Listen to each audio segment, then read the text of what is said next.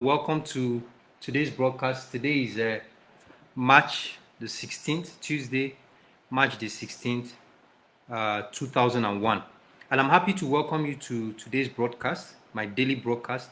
I am Kelechi Okanwa, and it's a pleasure to have you here.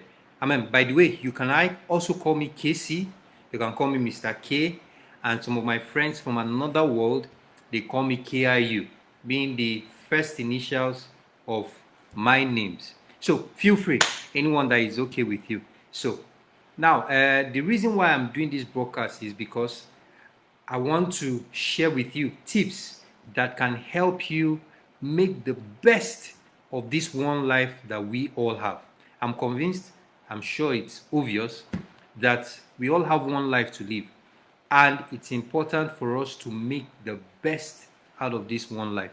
Now, there are different ways that you can maximize your life. But for me, I've decided to focus on helping people find their uniqueness, their gifts, call it passion, call it purpose, call it whatever it is, your calling, whatever it is that you call it. Find it and then use it to serve the world. The best way to find it, package it, and then use it to serve the world. And of course, to make money doing it. Because, unless you are naive, still a young boy who is naive, you are still starting out in life, or you are stupid if you are an older person, by now you should know the importance of money. If you are not a young person who is just starting out in life, living under the parents' roof, who has no responsibility, then you should know the importance of money. Unless you've wasted your life and you never really made those distinctions. So that's the main primary purpose of this daily broadcast and whatever it is that I do. Now, of course, I have a secondary purpose for now, which is to promote my book, Escape Salary Slavery. Now, you can search for it on Gumroad. I also have, if you're watching this on Facebook, I've put the link on my bio, Escape Salary Slavery. So I want you to get that book because it's going to teach you a whole lot of things. How to change your focus from just earning a salary to making a unique contribution to the world. And believe me, that's the best approach to take. That's the surest, quickest, in the long run, quickest approach to take to ensuring your financial security or financial freedom, whatever it is that you call it. So, to the main stuff for today. Now, I told you that throughout this week, that's for Monday to Friday, that I'm going to share with you marketing tips that I've learned, that I've picked up as I try to turn my passion into profit. Marketing tips that I've picked up, and then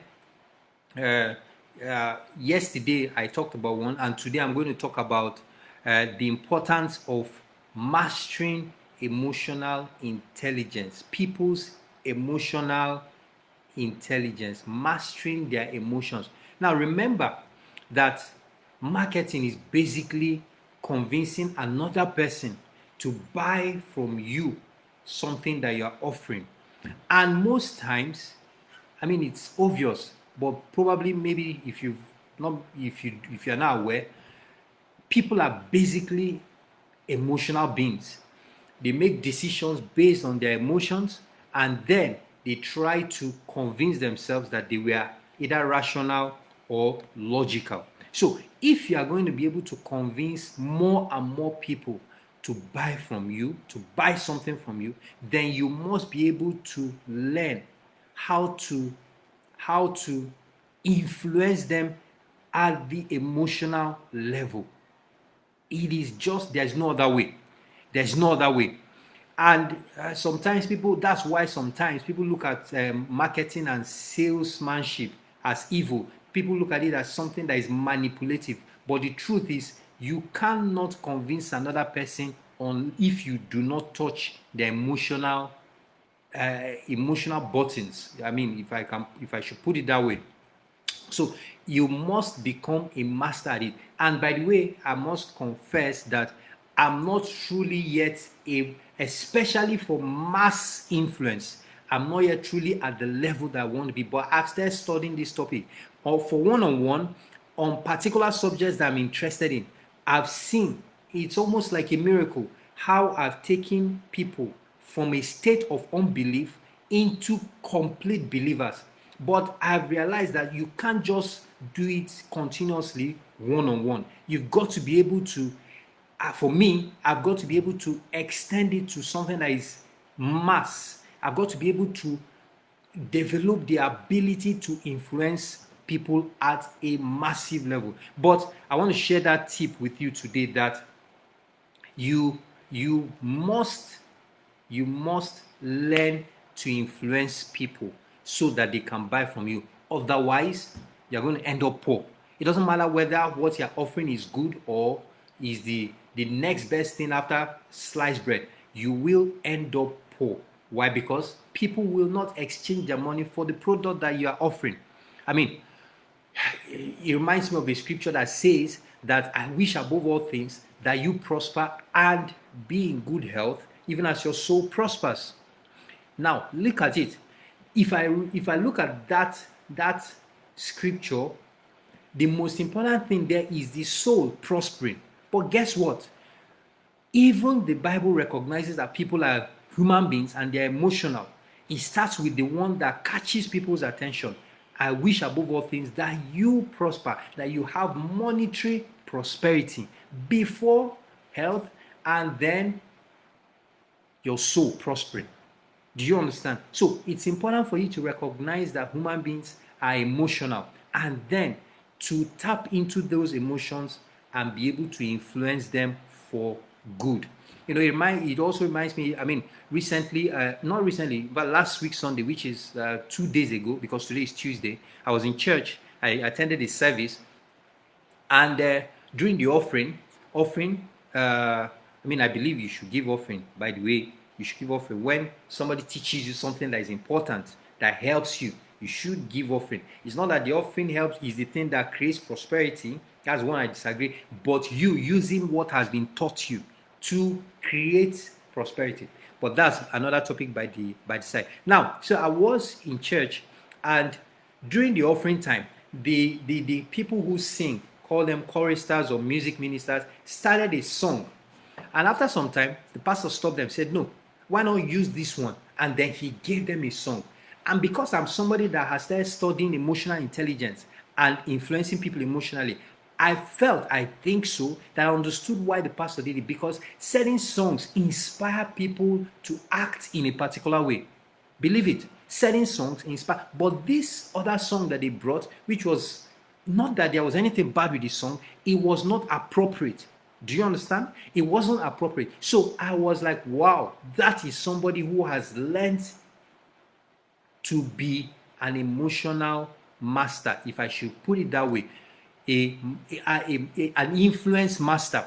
He switched the song because he wanted to elucidate. I hate to use big words, but I guess that's the word that's coming to my mind now. To elucidate certain responses from the congregation, and I was wowed by it. And that's why, if you've seen the topic I put on for this broadcast, it says coaches, place stealers, and emotional masters. As I looked at that pastor, I realized that this man was an ultimate coach, because he understood the reason why he was doing what he was doing. Because I read it somewhere that there are coaches and that there are place stealers. A coach looks at his team and studies their strengths and their weaknesses. He looks at the opposing team, his opponents, studies their strengths and their weaknesses. Then he crafts a play, a type of play that suits his team and wants to exploit the weaknesses of his opponent. Now, somebody who is also in charge of another team, but who is not really a coach, looks at the play that the coach generated and steals it. He doesn't have an idea, he doesn't have a clue why the coach did what he did. He just steals it. And then sometimes it works, but the coach knows why he's playing that system. And when there's a crisis, when there's a change, he knows what he needs to adapt to still win. So you see that play stealers win some of the time, but coaches always win. Even though they might have dips in their performance, there might be things that are unforeseen, but winning is their trait. And how is it possible? Because they mastered something. They went to the basics. They understood the building blocks of the profession or the competition or the sporting events that they are coaching. And that's the same thing that you have to do. You must become a master, not just a play stealer. You must become a coach, somebody who understands. Like that pastor, he understood that you don't just sing any song for any event in church. No, you must understand that certain songs bring or create certain responses. You must understand the reason why things are done so that you are not just a play stealer, right? So that is what I want to share with you. Start learning emotional intelligence, mastering people's emotions so that you can know how to influence them for their own benefit, not to use for malevolent purposes, but for their own benefit, because it's important. You might be very good, you might have brought the best message in the world, but if people don't buy into it, I mean, it's useless. So that's something that I'm sharing with you today. And I'm also telling myself, because yes, at one-on-one level, to an extent, I've understood it, I've implemented it, and I've seen it turn somebody. I mean, for me, it's like a miracle. I'm watching the person transform in front of my eyes, but I know that I need to take it another level higher. So I hope this helps you today. I wish you all the best. Make sure you go out and have a blast today. Live your life to the full, and don't stop at anything while you are going for your goals. I wish you all the best. This is Kelechi. And by the way, don't forget, share this video. Share it. It's probably going to help somebody. Share this video and buy that book at Gumroad, Escape Salary Slavery. I wish you all the best. Goodbye.